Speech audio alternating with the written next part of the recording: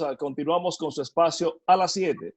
Tenemos un invitado que para nosotros tiene un alto nivel de significación, ya que para mí en lo particular, y sé que para Carlos también, pues es la expresión de la resistencia en el marco conceptual, en la formación de valores y en la construcción de conocimientos en un ejercicio político que busca la expansión de República Dominicana a partir de el quehacer político honesto y tesonero. Con nosotros hoy a las 7, el doctor Guido Gómez Mazara. Guido, hermano, bienvenido a las 7. Gracias, buenos días. ¿Cómo están ustedes? Muy bien, gracias a Dios. Bien. Contento de tenerte con nosotros. Yo espero que estén recogidos, de verdad. Bueno, en este retiro precautorio. Hermano, nosotros somos señores mayores ya. No se lo sepa. Es un altísimo honor para nosotros compartir este espacio contigo.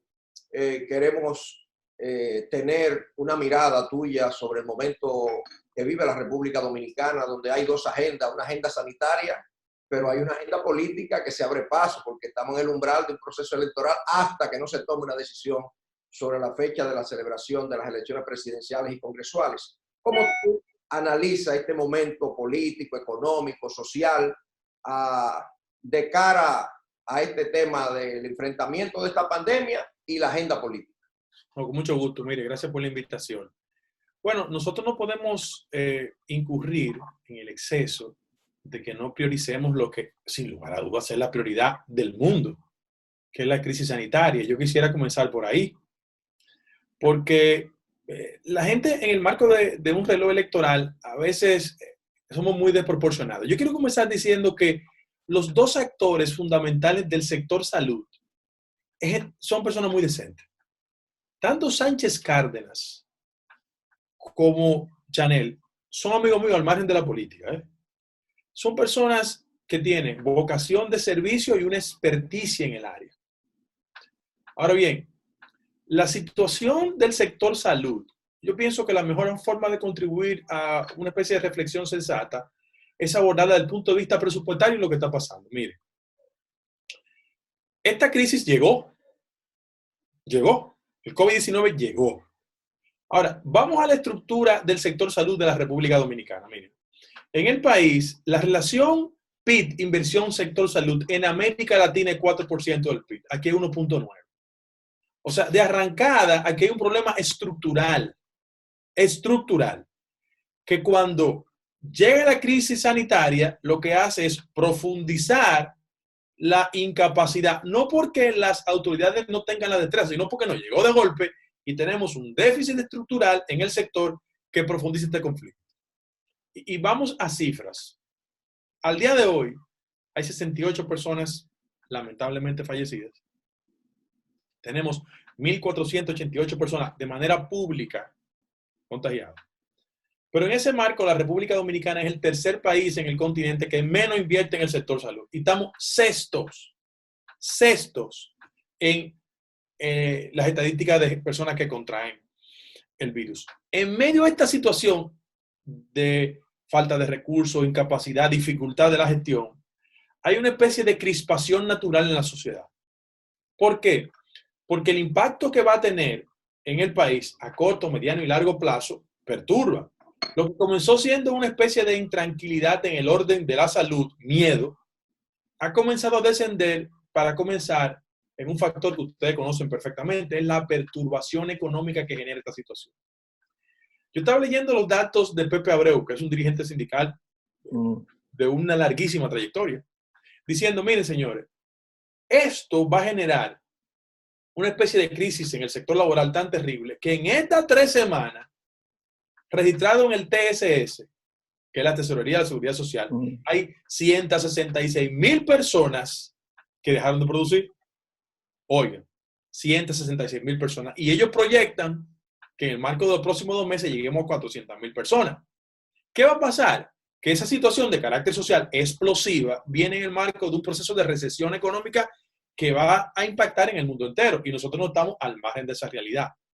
Por eso yo digo que este es un tema que independientemente de las agendas políticas hay que tomarlo con una mayor responsabilidad ciudadana. Y a partir de ahí tú puedes entrar en discusión, hacer tus aportes, pero eso va a tener un impacto.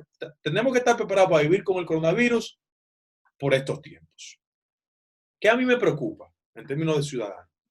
Que el gobierno no va a tener el colchón financiero inmediato ni la burocracia en el sector social para compensar la pérdida del empleo de la gente. Por ejemplo, ellos han creado dos mecanismos diciendo, mira, todo el que esté técnicamente en el sector pobreza, nosotros le vamos a dar 5,000 pesos. Ahora, todos aquellos que en el sector privado perdieron su empleo, le vamos a dar 8,500 pesos. De conformidad con el estudio que hizo el Banco Central en el primer cuatrimestre del año, una familia, cuando tú le das los 8,500 pesos del sector privado que van a compensar vía el TSS, eso representa solo el 30% de sus ingresos formales. Y el resto, ¿qué hay que hacer? O sea, como nosotros no somos ni Vicini ni Bonetti, venimos de sectores humildes, de gente que ha trabajado, ponte a pensar en un empleado de Plaza Lama, valga la promoción, que ganaba 30,000 pesos y que lo despidieron. O lo suspendieron. O lo suspendieron. 8,500 pesos no le va a compensar esa realidad. ¿Cuál es el otro factor?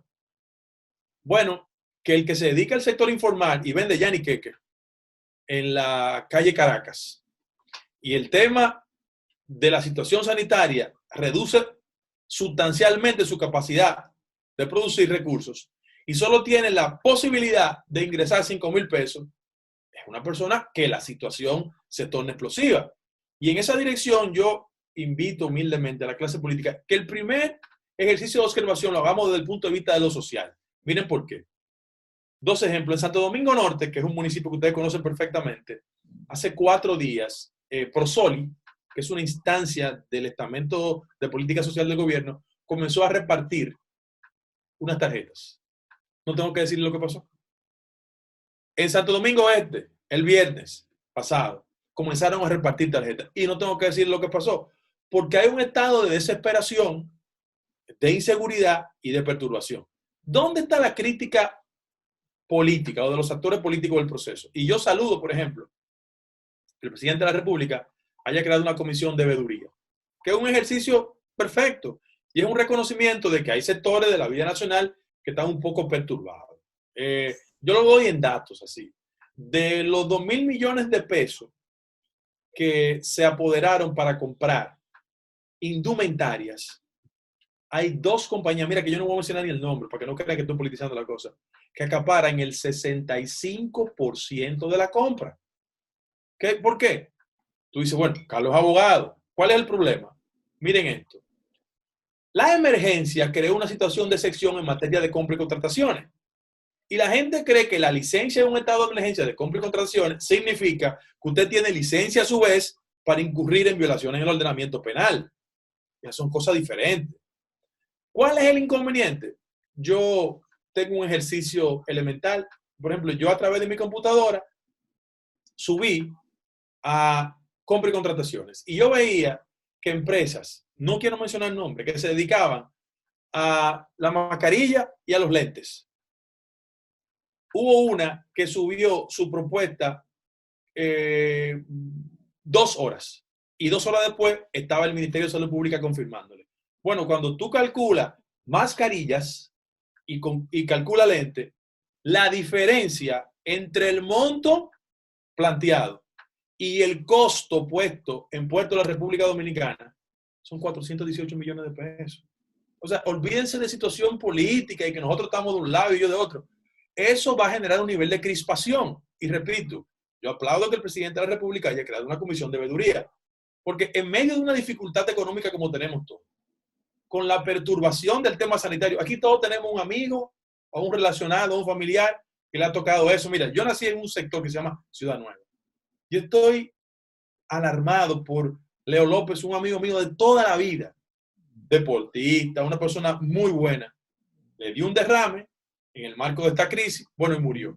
Y cada uno de nosotros tenemos un amigo o un relacionado con ese problema. O sea, la gente está alterada. La clase política hace una lectura un poco enfadada de que los fondos tienen que manejarse con la destreza y la transparencia suficiente. Y yo le quiero decir por este medio que aquí nadie tiene duda de que Rafael Cárdenas es una persona correcta y que Chanel es una persona correcta, pero hay un mecanismo por arriba que tú dices, pero por el amor de Dios, yo le invito a ustedes que vean una relación de las empresas que han ganado. Tú dices, pero ven acá, no está metiendo goles sin necesidad. Y termino con el siguiente argumento. Esto es una crisis sanitaria, que siempre en los procesos de crisis, y en este caso es excepcional, hay 2 o 3 avivatos que quieren tomar ventajas. Pero lo que le estamos diciendo es, miren, es que la ventaja que usted está tomando es pensa de la salud de la ciudadanía y de la muerte de un sinnúmero de personas. Yo no tengo que decirle a ustedes porque ustedes accesan a los medios el nivel de desesperación de muchas personas. Y ojalá este tipo de comentarios sirva para sensibilizar a algunos sectores del proceso, oye, de que se gane el dinero propio de la actividad comercial, pero que no se Hay lo algo aquí que todo, me que llama eso la es bueno. atención. Has hecho una radiografía de cuerpo completo de la proyección de esta alarmante situación sanitaria. En el marco de esto, y según la proyección que se han visto con las naciones que han tenido a bien también pasar por este flagelo, la proyección es al incremento de la pandemia. ¿Cómo crees tú, en virtud de lo que ha convocado la clase política dominicana, de gobierno de unidad nacional, de recomendación en mesa, de propuestas, cómo crees tú que deben entonces abordar esta problemática las autoridades conjuntamente con los actores políticos determinantes del país? Bueno, lo primero es que hay que ser receptivo a todos los sectores de la vida nacional. No se puede excluir a nadie. Por ejemplo, yo saludo que en la comisión de emergencias se hayan colocado gente con credenciales profesionales. La pregunta que yo me hago es, ¿por qué gente de la valía de Jesús Félix Iglesias no está en la comisión? O sea, ¿dónde está el problema de eso? Jesús es un infectólogo ultra reputado. O sea, yo no sé por qué es el problema. Lo otro, Luis Abinader le dice, bueno, vamos a crear un hospital en San Francisco. Como que, no, tú no puedes. Pero eso no hay necesidad de eso. No hay necesidad de eso. Vamos a contribuir. Por ejemplo, ¿qué yo creo? Y en eso yo saludo al gobierno, de verdad, la decisión. Ese control del traslado de provincia a provincia, eso es importante ahora. La extensión del estado de emergencia respecto al tema del toque de queda, eso es saludable. Y yo pienso que hay un aspecto que es sumamente importante, que hay que hacer énfasis en las pruebas.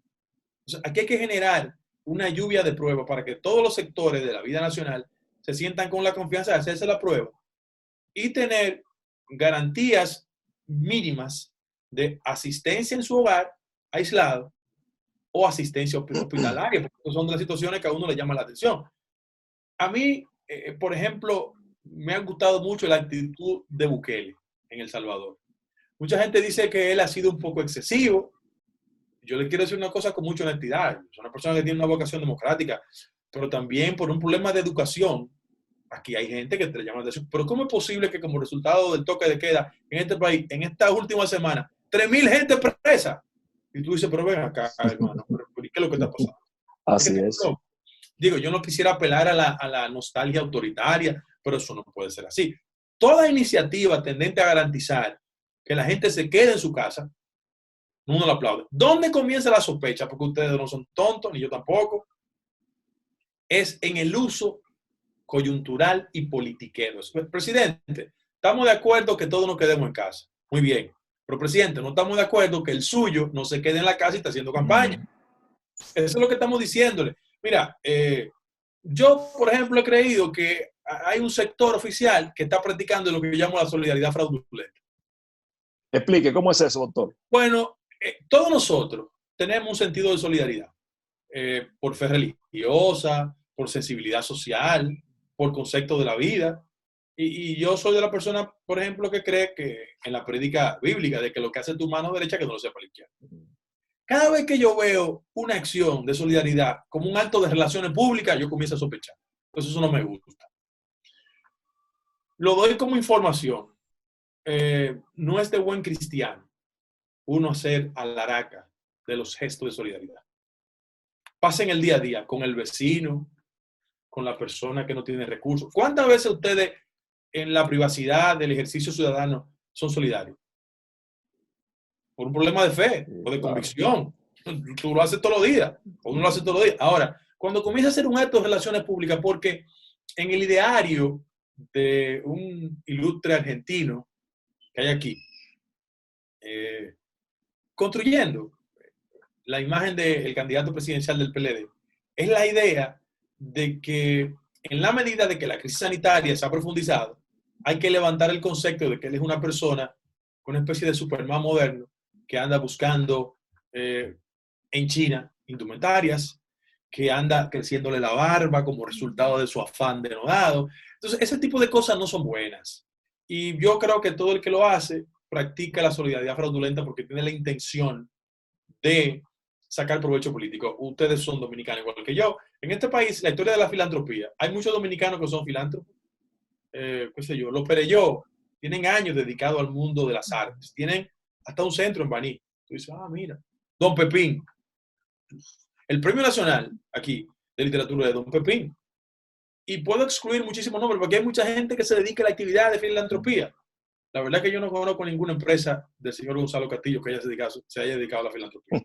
Sin embargo, tú lo ves como con un afán en esa dirección y eso no es bueno. Si mañana lo hace A, B, C o D, yo también lo voy a criticar porque a mí no me gusta esos ejercicios de falsa filantropía. De verdad. Guido, hay una realidad que no podemos soslayar y es que estamos a apenas algunas semanas de la fecha en que deben celebrarse las elecciones en la República Dominicana.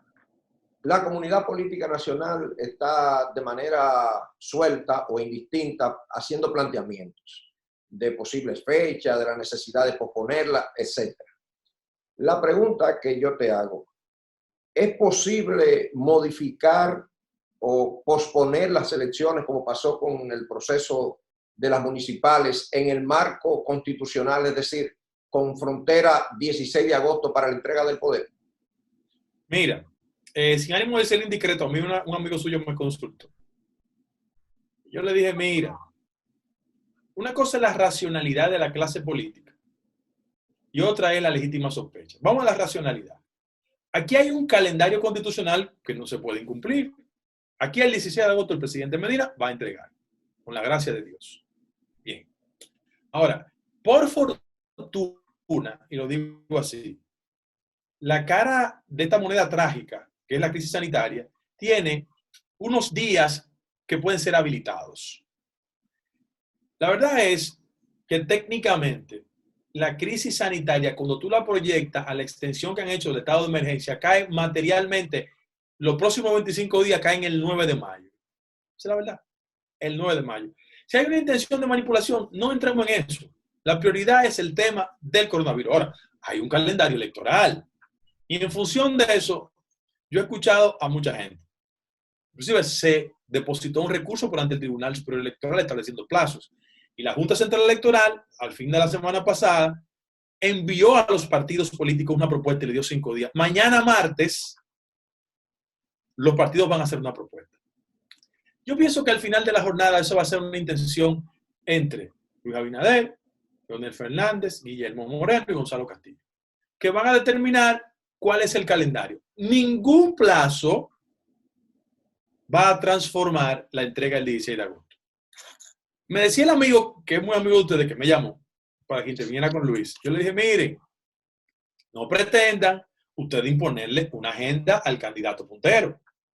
Razónenle y planteenle una propuesta de conjunto para ver cómo anda la cosa. Yo creo que independientemente de la situación, los políticos tenemos que exhibir un nivel de prudencia y no podemos andar imponiéndole a la agenda sanitaria el interés electoral. Ahora, lo que no podemos es borrar del cumplimiento de una obligación constitucional el tema electoral. Yo creo que, mira, si la mueven a junio, a julio, van a perder como quieran. ¿Por qué?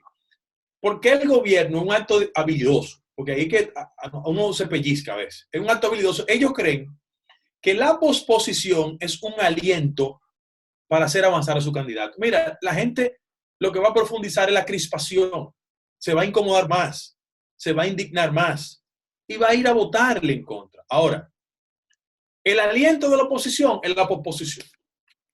Y yo, al final de la jornada, creo que el candidato del PRM y de las fuerzas coaligadas no va a poner ningún obstáculo racional a mover mayo, siempre y cuando cualquier movimiento no modifique la entrega del 16 de agosto. Nosotros tenemos un problema de orden práctico. El 24 de abril tienen que juramentarse las autoridades municipales.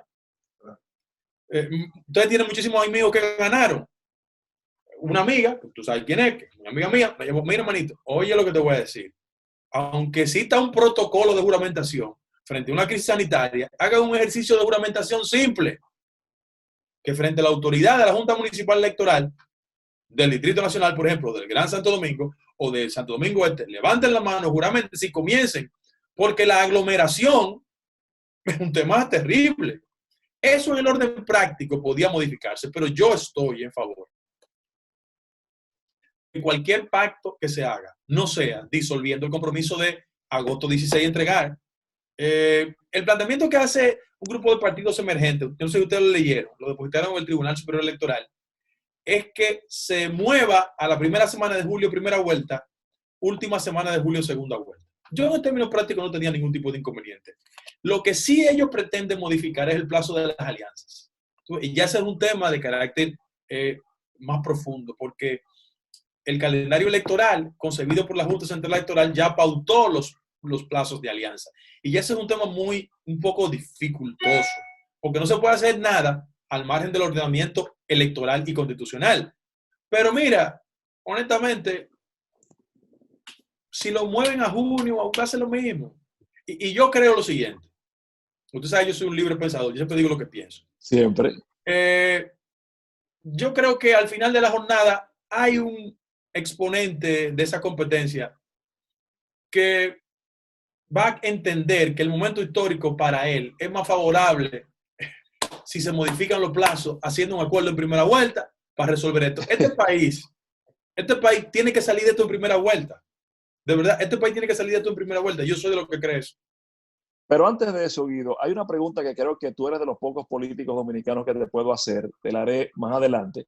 Pero tomando como punto de partida tu planteamiento de que la crisis sanitaria es lo que obliga de manera racional a la posposición eventual de las elecciones, no en mayo, sino sea en julio, sea en junio.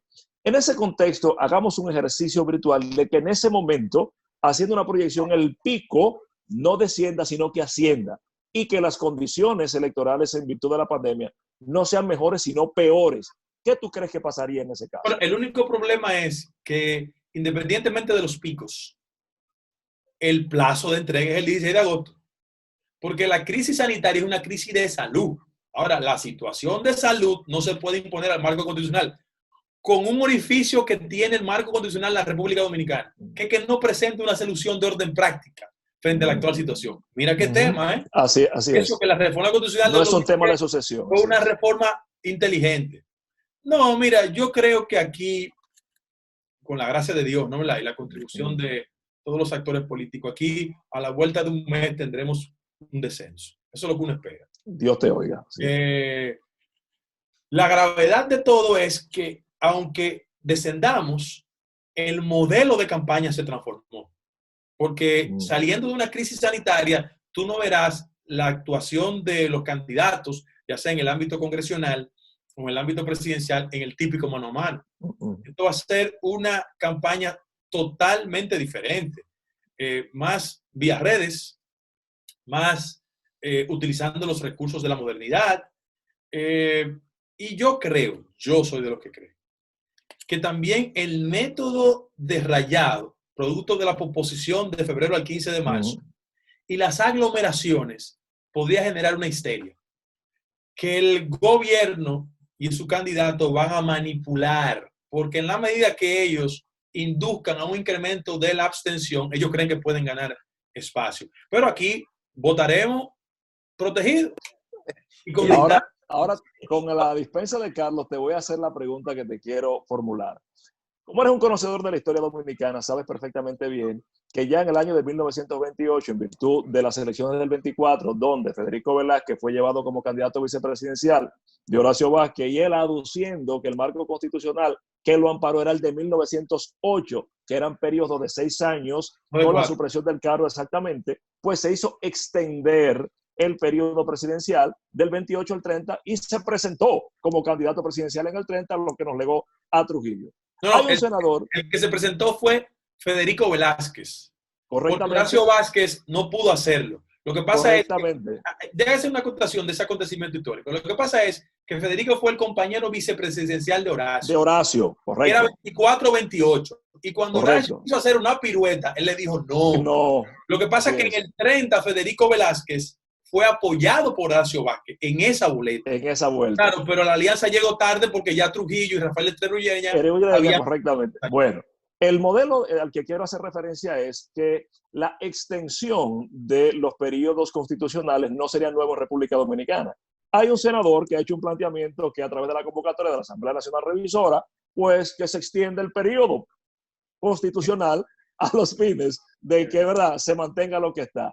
¿No teme Guido Gómez Mazara que detrás de la posposición junio, julio, en virtud de un incremento de la pandemia, no se persiga esto en República Dominicana?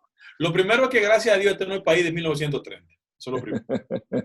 Y en segundo lugar, aquí hay mucha observación, tanto local como internacional, de que, ok, vamos a ser solidarios con la pandemia, pero, un momento, también lo otro. No, eso fue Orlando Mercedes, que es el senador de Provincia Independencia. Él perdió internamente. Claro. Y él quiere hacer una pirueta. Pero, inclusive, el presidente de su partido interino reaccionó diciendo que es una locura, que no era posible. No. Aquí no hay posibilidad de esto porque el texto constitucional que nos rige es un texto que establece 4 años de periodo. Eso, no hay espacio para eso. Vamos a hacer una brevísima pausa para entonces venir con la parte final ya de esta conversación. Claro. Bueno, mucho gusto.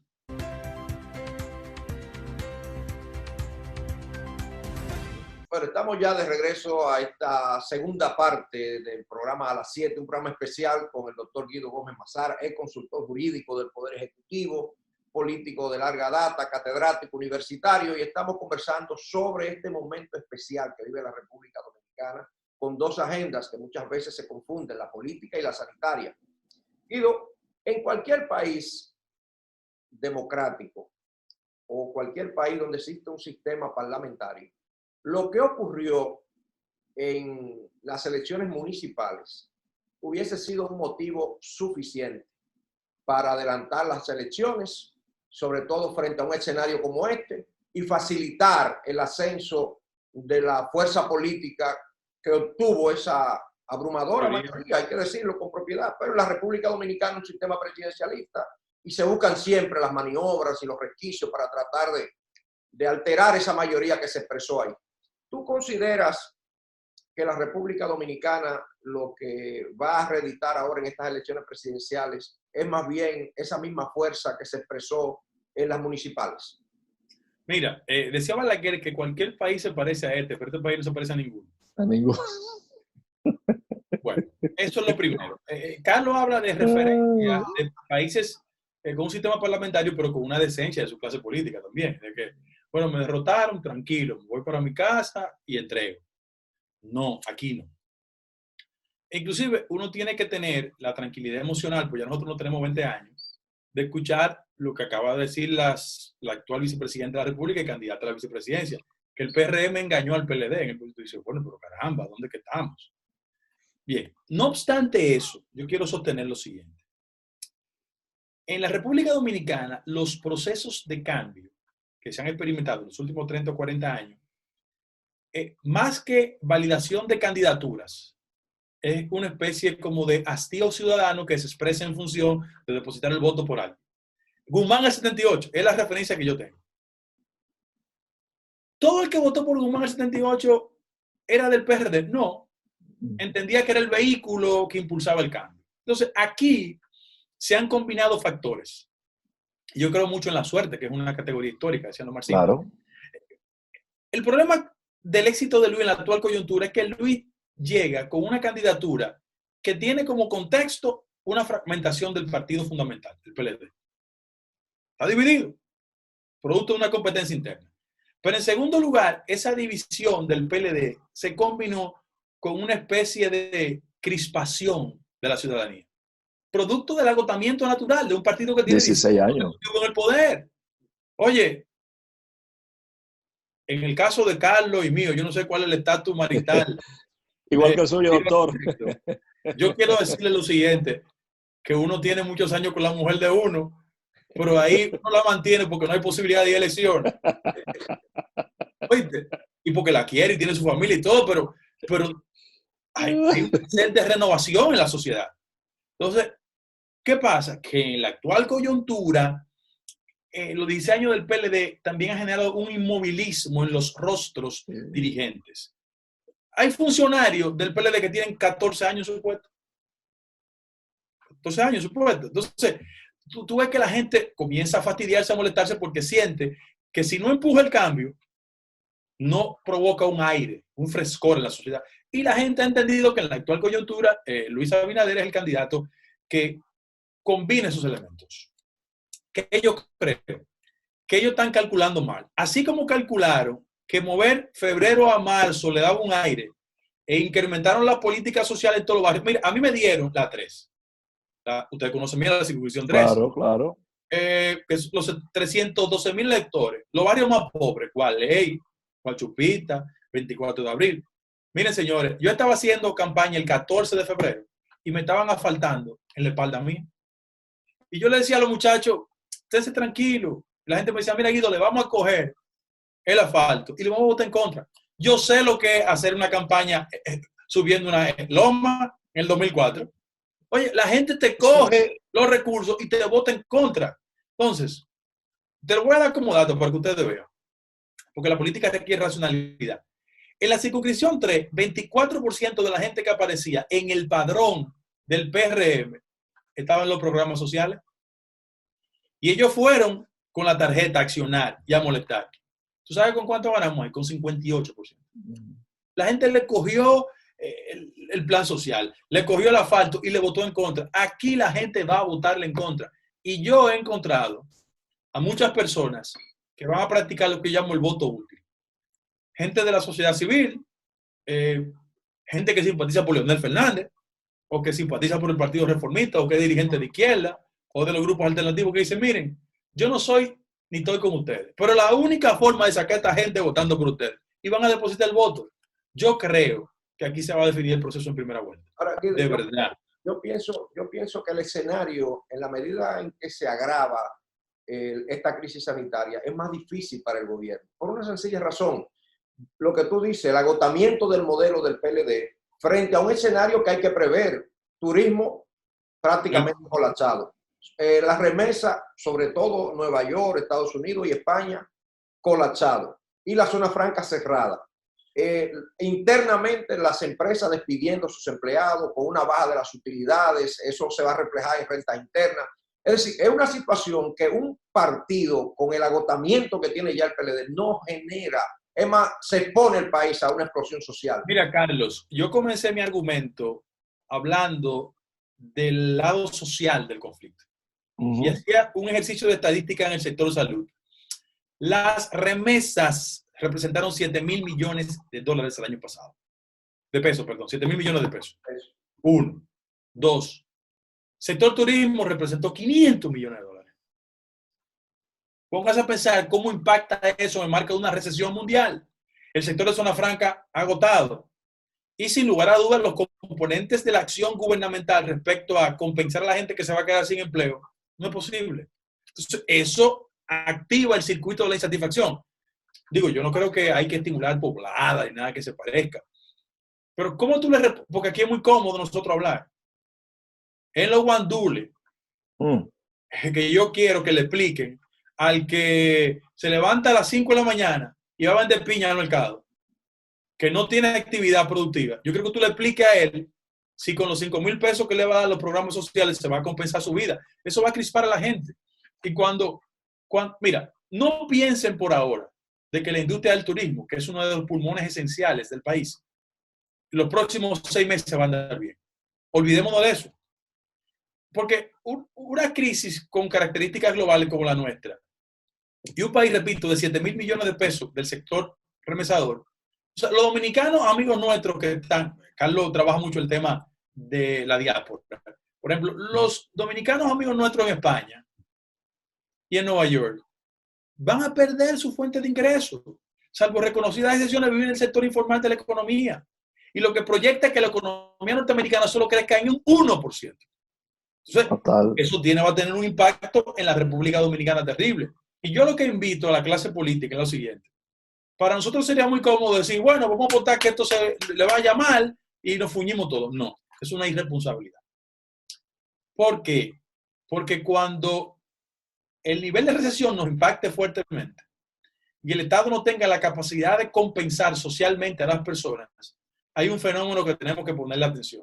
Y yo se lo he dicho y se lo he escrito a Luis. Es el tema de que los niveles de inseguridad social se pueden profundizar en el país como resultado de la incapacidad de devolverle al país los rieles del crecimiento económico, que es un crecimiento con desigualdad. Pero el que siente que el vecino crece tiene el estímulo emocional de que a él le puede pasar lo mismo, pero cuando ve que ese vecino le ha ido bien en los últimos 5 años y ahora le va mal, se altera. Y la paz social en este país podría estar en riesgo si no somos capaces de que las cosas vuelvan a estar bien como antes. Guido, sería imposible cerrar esta entrevista sin un cuestionamiento a ti como figura política central de esta generación, porque has tenido una lucha titánica a lo interno del Partido Revolucionario Dominicano. Sin embargo, hemos visto que apoyaste a Carolina, apoyaste a Luis Abinader y has tenido un rol importante y destacado de campaña. De hecho, vi hasta que le escribiste cartas públicas y todo lo demás. Tu estatus político, pasas al PRM, te mantienes al PRD, es un apoyo coyuntural a Luis. ¿Cuál es la definición en este sentido? Pues nosotros hemos sido amigos, yo soy un tipo frontal. Yo nunca digo por detrás lo que no puedo decir por delante. Yo soy así. Ese eres tú. Y además eso me da una tranquilidad durmiendo. Mira, terrible, ¿no? ¿Qué yo he dicho?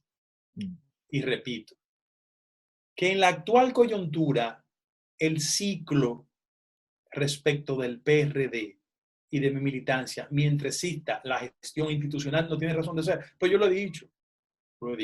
Y yo he librado mis batallas. Mucha gente no entendía. Muchos de ustedes yo les decía, esta batalla hay que darla. Poco importa las consecuencias en el Tribunal Superior Electoral. Es el agotamiento. Había que desinflarlo. Y había mucha gente que tenía el temperamento y yo me quedé. Cada vez que la gente me decía, ¿y qué tú haces ahí? Bueno, no es una indiscreción, pero ustedes saben perfectamente que yo no lo hacía solo. Había un nivel de coordinación para esa acción. Claro. Y ellos entendían que el que tenía temperamento para eso era yo. Mira, ¿tú crees que yo me siento cómodo con los resultados electorales del PRD? No. No. ¿Verdad? Yo no me siento cómodo. Ahora, ahí te vuelvo con el argumento. Lo útil ahora es aposar a una persona de la generación de nosotros que pueda llegar a ser presidente de la República. Claro. Y que yo le pueda decir, mira Luis, yo no estoy de acuerdo contigo. Así es. Mira Luis, yo estoy de acuerdo contigo. Yo colaboré con un presidente, pero no de mi generación, a quien le agradezco. Pues yo le decía a usted, digo, yo soy un fresco, yo le digo tú, pero con Luis yo le digo, no, tigre, espérate. Cuando tú llegas a ser presidente, yo te voy a decir, mire, presidente, y voy a guardar toda la forma protocolar, pero yo le digo a Luis lo que yo pienso y se lo escribo sin problema. Y nos relajamos, nos damos cuerda, como siempre ha pasado. Viene a mi casa, yo voy a la de él. Y eso me da la confianza de decirle lo siguiente. Se lo he dicho en privado, lo voy a decir en público. No es que Luis gane, ahí vamos a trabajar todos. Es que él tiene la responsabilidad, junto a un grupo de hombres y mujeres, de restaurar en la ciudadanía la idea de que la política es vocación de servicio. O sea, aquí hay que devolverle a la gente la idea de que ser político no es un ladrón. De verdad. Porque... O un improvisado. Sí, y cuando un muchachito te ve en un barrio y quiere ser político, que quiera ser político por su vocación de servicio, ¿verdad? Porque crea que desde una posición de regidor, de diputado, de ministro, de director general, pueda transformar la sociedad. Pero la verdad es que la inversión de valores que existe en la sociedad dominicana, que hay una culpa colectiva, con grado de responsabilidad, nos obliga a nosotros a un estremecimiento, porque lo otro es un salto al vacío. ¿Ustedes creen que los venezolanos en su momento, cuando la clase política no fue inteligente, entendían que la solución era buscar un vengador social? Lo buscaron, pero allá la cura salió peor que la enfermedad. Exactamente. Vamos a hacer los esfuerzos para que este país avance. Y eso es la suma de la voluntad de todos. Aquí nadie tiene el patrimonio de la verdad. Y yo en esa dirección decidí apoyar a Luis. ¿Qué sé yo? La gente dice que en el PRM, bueno, pues yo lo único que hice fue oficializar una relación que era pública. El que eso le pasa al tipo que tiene una novia en el barrio, que cree que nadie lo sabe. Se declararon ya. Que cree que nadie lo sabe, pero todos los tigres te ven con ella, ve que tú la invitas a un helado. Entonces eso pasó.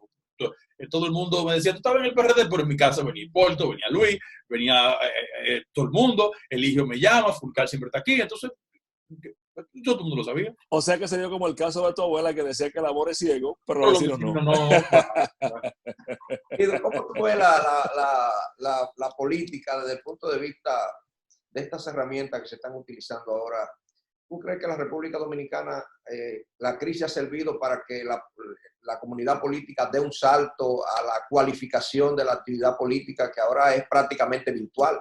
Sí, sí. Bueno, lo que pasa es que nosotros tenemos un discurso político del siglo XXI y una práctica del siglo XVIII. Entonces, esta situación nos va a obligar a utilizar esa herramienta. Mira, todavía hay rasgos de la vieja forma de hacer la política, pero el proceso le va a pasar por encima. Yo te doy, por ejemplo, una referencia. Cuando yo llegué a la 3, y yo le dije a los muchachos, ok, vamos a la campaña, pero denme los datos estadísticos del comportamiento electoral aquí. Me dijeron, ¿cómo así? No, pues, vamos a la fuente. Y sobre esa base, esa herramienta, que antes era la intuición, el sentido común, pero ahora el trabajo político es estadística. Yo te quiero decir lo siguiente. Históricamente las elecciones de medio término eran muy propensas a los niveles de abstención. Y siempre el poder apostaba a que la abstención era igual a gente que podía votar en contra de ellos y ellos lo mantenían en su casa. El trabajo de nosotros de aquí a las elecciones es consolidar electoralmente el voto favorable de nosotros y generar tanto y tanto entusiasmo en sectores de la sociedad que vayan a votar. Porque las herramientas comunicacionales de la técnica nos invitan a leer estadísticas. Cada día más la gente pone distancia de los partidos y hace militancia ciudadana. Y si desde los partidos políticos no le hacemos un puente a la gente que hoy está en desacuerdo con nosotros porque manejamos el presupuesto incorrectamente, o coge para la plaza a protestar, o pone a sonar las cacerolas. Yo le digo a la gente, mira, esa cacerola y esa plaza llena, no es solo contra el PLD. Si mañana llegamos nosotros y no lo hacemos bien, es contra nosotros que vienen. Yo lo tengo claro eso. Claro. Pero sí, todavía hay rasgos de campaña sucia. Y eso no sería interesante ni es inteligente. Pero ya yo tengo un doctorado en eso. A mí eso me rebala. Pero sí, el siglo XXI ha apostado a que este tipo de herramientas sean importantes. Además, le digo a ustedes algo, que es mi experiencia. Conduce a uno a superar lo que yo llamo el analfabetismo digital. Porque los hijos de uno, cada vez que uno pide el auxilio, le dicen, papá, pero tú eres bruto. Que es un desafío para que esas herramientas también uno las maneje. Por ejemplo, nosotros estamos por Zoom, comunicándonos, haciendo un programa. ¿Ustedes creen que hace 10 años nosotros teníamos esa herramienta? No. Había que contratar a Freddy. No, una visión móvil directa, un circuito. Eso es así. Bueno, Guido, por mi parte, finalmente, solamente porque me interesa esta reflexión de parte tuya, porque, repito, has sido un trabajador de la política en virtud de la construcción de conocimiento. ¿Tú sientes que el ejercicio de los políticos en República Dominicana se ha distanciado de aquellos patrones de formación, de vinculación, como lo que expresaron el doctor Peña Gómez, Balaguer y demás, y se ha un poco banalizado en virtud de la mediatización de las redes sociales y lo que implica este medio de comunicación general? Bueno, aquí hay un déficit general en la clase política, tú sabes. Yo no quiero hacer en la parte final un ejercicio como intelectual de la política. La política siempre ha requerido ideas. Lo que pasa es que la gente creyó que el paso de los líderes emblemáticos implicaba un asalto del pragmatismo a toda la forma de hacer la política. Y esta crisis nos ha devuelto a que la idea, la propuesta, la formación, el adiestramiento sean importantes, sean herramientas básicas. Yo no quiero hacer ningún tipo de críticas, pero el PLD ha sacado de contienda al candidato de ellos porque sabe que no posee las herramientas elementales, que tiene un déficit argumental, entonces hay que sacarlo, y por eso insiste en el tema del dinero, de los recursos, que es el que da. Entonces, eso es una forma de banalizar la política. Al final de la jornada, los políticos deben dominar las herramientas básicas. O sea, un político que en el siglo XXI no pueda entender el tema internacional desde su perspectiva, un político no puede hablar de estabilidad macroeconómica, calidad en el gasto, inversión extranjera. Por ejemplo, este tema sanitario, ha obligado a muchos políticos a leer estadísticas sobre el tema sanitario. Miren, para que ustedes vean cuán importante es no confundir inversión en el sector salud con mejoría sustancial del sector salud. Yo hablé del porcentaje de relación PIB de América Latina. Aquí es 1.9, allá es 4%. Pero si tú andas en una bicicleta y chocas en Miche y te rompe las dos rodillas, el hospital ortopédico más cercano es el Darío Contreras. El Darío. ¿Y tú sabes lo que te puede pasar entre Miche y la capital? Para que la gente vea cómo el tema de la calidad en el gasto es una materia pendiente de la clase política. Y yo creo que sí, que los políticos hemos fallado. No hay que hacer de la política un ejercicio de academicismo, pero por el amor de Dios. Hay gente que piensa con falta ortográfica y tú quieres ser el centro de la actividad política y eso nunca es bueno. Para Khalil Michel y el mío propio ha sido un altísimo compartir contigo este espacio. Se va a hacer recurrente, te vamos a estar llamando. Sí, es el primero, pero no el último. Me mandan el cheque también, no hay problema.